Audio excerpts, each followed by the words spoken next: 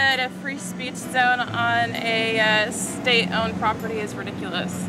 It's pretty stupid to have a 50-foot zone where we can practice free speech. Well, do you think like the campus would like completely break down and not work if we didn't have this like 50-foot zone where people could come and set up? I mean, does it break down completely outside of the university when people gather?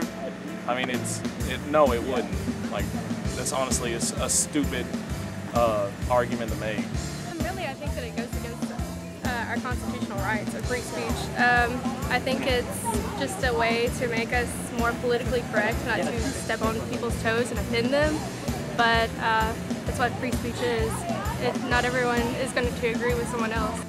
I don't think we need a zone because it's a constitutional right to have freedom of speech. Therefore, I know some people are going to be kind of against it. They're mad about opinions, but it's a constitutional right. Like, you should have free speech no matter where you are. You don't have to have a little specific zone where you can have an opinion.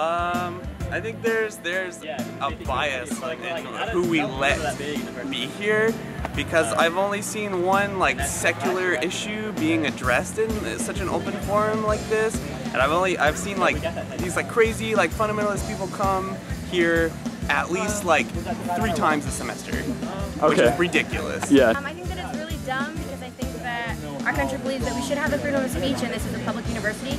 So I think that we should be able to stand on our rights and talk about what we want to talk about wherever we are on campus. Everybody needs to be able to set up wherever they want, because it's kind of ridiculus to have to only have free speech in this little area that they set apart.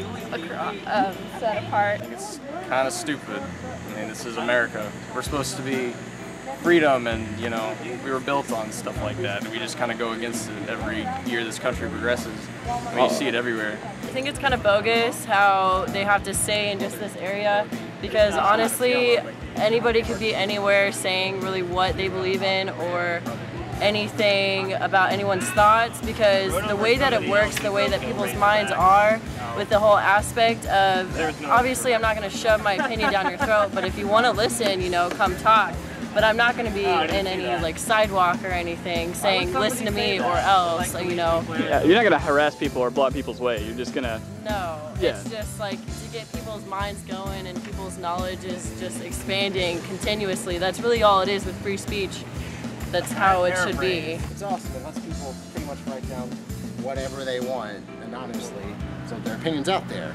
That's right. Without having to, like, you know, be restricted by anything. I think it's pretty cool. I like it. Some of the things on there is kind of iffy. I used it to spread awareness about bullying, because that's what I do. But I don't know, I thought it was cool. I think it's awesome because we get to say what we want to say